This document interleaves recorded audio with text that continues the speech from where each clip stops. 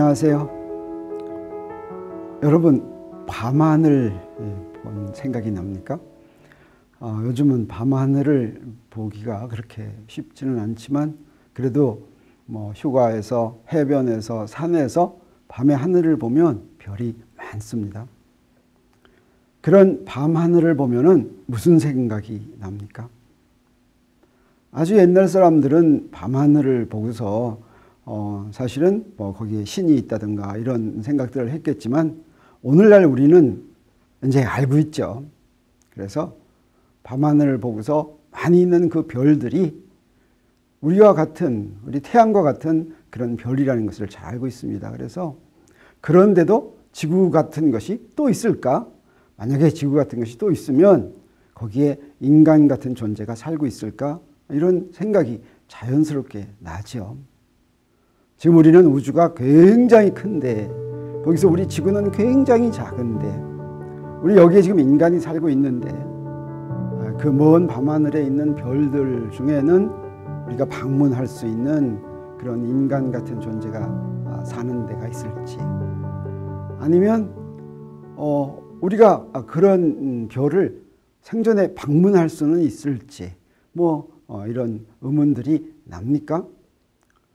아주 넓은 우주 한가운데에 서 있는 우리를 생각하면 어떨 때는 경외스럽기도 하고 어떨 때는 우리의 존재가 무엇인가 이런 의문들이 들죠. 이런 비슷한 생각을 수백 년 전에도 한 적이 있었습니다. 수백 년 전에는 어디서 보고 그런 생각을 하냐면 하늘 보고서는 저기는 신이 사는 것이다 이렇게 생각했겠지만 바다를 보고 그런 비슷한 생각을 했습니다. 그래서 바다 저쪽 그 끝에는 무엇이 있을까? 거기에도 사람이 살고 있을까? 이런 생각들을 했습니다. 그래서 실제로 우리가 잘 아는 것처럼 600년 전에 콜럼버스가 배를 타고 출발을 했죠. 1492년의 일이었습니다. 그때 콜럼버스가 출발한 것은 인도 가려고 그랬었던 것이죠. 인도에서 유럽에서는 진귀한 물자들이 인도에서 이제 육로를 통해서 왔는데 바다를 통해서 가면 쉽게 갈 수 있을지 않을까 이렇게 해서 출발한 것입니다. 그리고 실제로 2달 뒤에 이제 어떤 대륙에 인도라고 생각했죠. 콜럼버스는 신대륙에 도달했습니다. 그리고 그로부터 한 20-30년 뒤에는 1519년에 마젤란이, 스페인의 마젤란이 5척의 함대를 가지고 세계 일주 여행을 떠났죠. 그래서 직접 3년 걸렸지만 다시 돌아왔어요. 똑바로만 갔습니다. 마젤란이 똑바로만 갔더니, 배를 타고 똑바로만 갔더니 어디로 돌아왔습니까? 원래 제자리로 돌아왔습니다. 이렇게 500년 전에 사람들이 배를 타고 직접 여행을 하면서 지구가 둥글다고 하는 것을 알았죠. 콜럼버스 시대에는 사실 그때 처음에 바다 건너편에 무엇이 있는지 몰랐습니다. 그래도 탐험하는 기분으로 배를 타고 나갔죠. 오늘날 밤하늘을 보고서 저기로 가면 어떻게 될까라고 생각하는 우리는 우주 저쪽에 무엇이 있는지 상당히 잘 알고 있습니다. 놀라운 일이죠. 네, 이렇게 큰 우주에, 이렇게 조그만 지구에 있는 우리 인간이 우주 저쪽에 무엇이 있는지 대강 짐작합니다. 콜럼버스 시대에 바다 건너편에 무엇이 있는지 전혀 모를 때와는 다릅니다. 여기에 안드로메다 은하가 있는데 이 안드로메다 은하는 우리가 살고 있는 은하, 우리 태양이 속한 은하를 우리 은하라고 하죠. 우리 은하의 쌍둥이 은하 이렇게 생각되는 은하입니다. 바로 옆에 있는 은하인데 이 은하까지의 거리가 250만 광년입니다.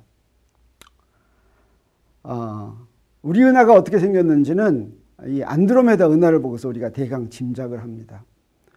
그리고 넓은 우주가 사실은 무엇으로 되어 있냐면 우주를 구성하는 기본 구성 요소가 바로 이런 은하들이다. 수많은 이런 은하들이 우주에 쭉 다 퍼져 있는 것이다 라고 하는 것을 우리는 지금 잘 알고 있습니다. 그런데 콜럼버스 시대와 오늘날 우리 시대가 또 차이가 나는 점이 뭐가 있냐면 콜럼버스 시대에는 바다 저쪽에 무엇이 있는지는 몰랐지만 항해하기에 충분히 튼튼한 배를 만들 수 있었습니다.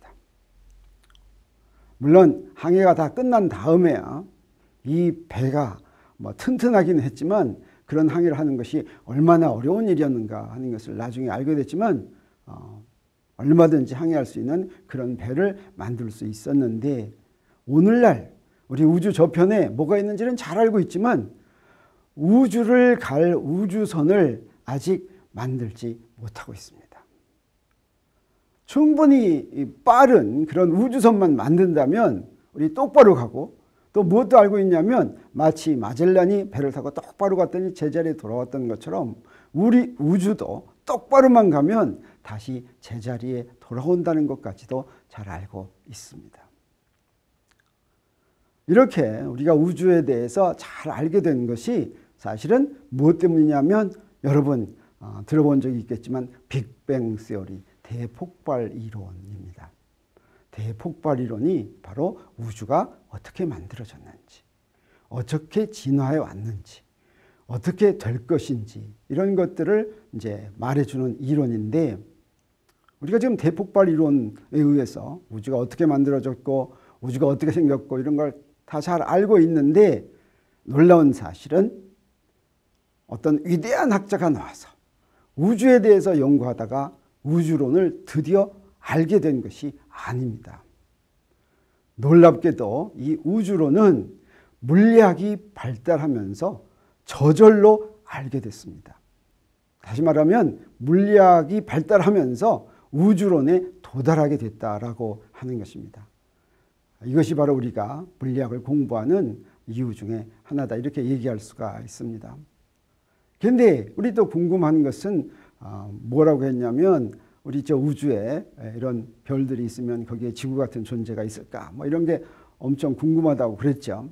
사실 오랫동안 그런 지구 같은 그런 행성이 우주에 있더라도, 우리 저 먼 별 속에 있더라도 우리는 그것을 알 수가 없을 것이다, 이렇게 생각했습니다. 여러분 잘 아는 것처럼 하늘에 있는 별들은 태양과 같은 존재여서 스스로 빛을 내는 것들이어서 보이는 거죠. 그런데 엄청 멀리 있습니다. 그런데 우리 지구 같은 것이 있다고 하더라도 우리가 보이지가 않을 거라고 생각했습니다. 스스로 빛을 내지 않기 때문에. 그런데 우리 인간은 또 사실 이건 미국에서 그렇게 했지만, 그런 외계 행성, 지구 바깥에 있는 저 우주에 있는 지구 같은 행성을 찾는 그런 프로젝트를 이제 시작했습니다. 그것이 케플러 프로젝트다, 이렇게 얘기하고, 또 케플러 탐사선이다, 이런 것인데 2009년 3월 얼마 안 됐죠. 7, 8년 전에 미국의 미 항공우주국 나사에서 케플러 탐사선을 발사를 했습니다. 여기에 초강도, 초정밀 광도계가 있어서 별에서 오는 빛을 연속적으로 측정해서 지구에 보내가지고 지구에 있는 컴퓨터에서 이걸 분석해서 그거 가지고 어떤 별을 주기적으로 지나가는 행성이 있는지 하는 것을 찾아내는 그런 작업을 한 것인데, 놀랍게도 우리 은하에 그 케플러 탐사선이 발견한 것만 외계 행성이 1000개 존재하는 걸 일단 확인을 했습니다. 그리고 우리 은하에만 그런 우리 지구처럼 암석으로 된 그런 행성만 수천억 개가 있을 걸로 예상을 했습니다. 그러면 그런 행성에 생명체가 살 수 있을까? 생명체가 살 수 있는 조건으로 태양과 같은 그런 별에서 지구만큼 적당하게 떨어져 있어야 되겠죠. 너무 가까워도 뜨겁고 너무 멀어도 너무 춥고 적당하게 떨어져서 지구하고 환경이 똑같은 그런 행성이 있을까? 그런 행성을 벌써 굉장히 많이 발견하고 있습니다. 지구와 똑같은 환경에 있고 지구처럼 만들어진 지가 굉장히 수만 년 이상, 수억 년 이렇게 있는 그런 행성들이 속속 관찰되고 있다고 하는 것이죠. 그러면 그런 행성에 고등생명체가 존재할까?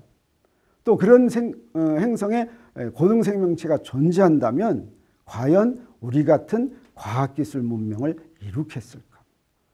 여기서 우리가 궁금한 것이 뭐냐면, 과학이 어떻게 해서 발달하게 됐을까? 과학이 발달하게 된 것은 무엇 때문이냐면, 우리 인간이 자연현상이 돌아가는 이치를 깨달았기 때문입니다.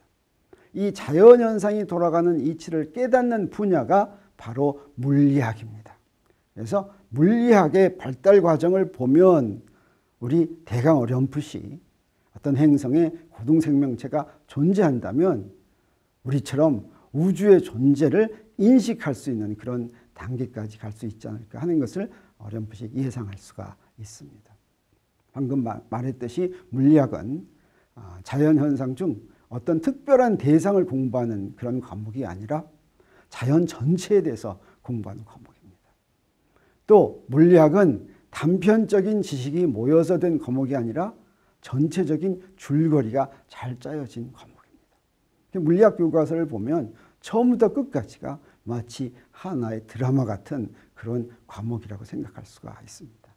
다시 말하면 자연현상이 어떻게 돌아가는지에 대한 기본 이치를 연구하는 과목이 바로 물리학이다, 이렇게 얘기할 수가 있습니다.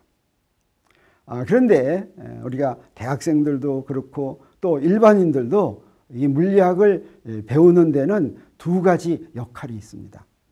하나는 지금 방금 얘기한 자연현상이 돌아가는 기본 이치를 이해하는 것이고, 또 하나는 이공계 분야를 전공하는 학생들은 자기 전공 분야를 공부하는데 기초 지식을 물리학이 제공합니다.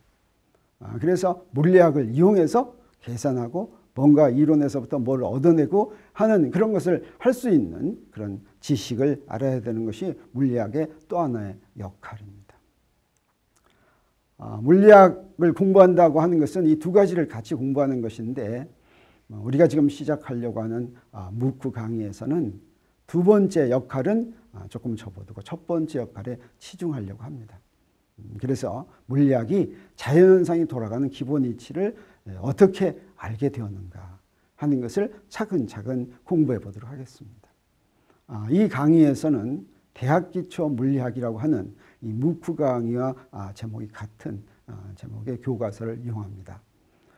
이 교과서는 나하고 인하대학교 윤진희 교수 둘이서 쓴 교과서인데, 이 교과서는 아까 내가 얘기한 두 가지 역할을 다 공부할 수 있게 되어 있습니다. 그래서 자연현상이 돌아가는 기본 이치를 줄거리별로 쭉 따라갈 수 있는 그런 부분이 있고, 또 대학 공부를 하는 데는 꼭 필요한 그런 기본 지식이 다 포함되어 있지만 그중에 전자에 대한 것을 공부할 예정입니다. 이번 주에서는 다음 시간부터 물리학이 어떤 과목인지, 자연현상에 대한 기본 법칙이라고 말하는 것이 과연 어떤 의미인지 하는 것을 살펴보고, 먼저 물리학의 발달 과정을 쭉 처음부터 끝까지 한번 간단히 돌아보도록 하겠습니다. 그리고 두 번째 주부터 물리학을 이제 정식으로 공부를 시작하도록 하겠습니다.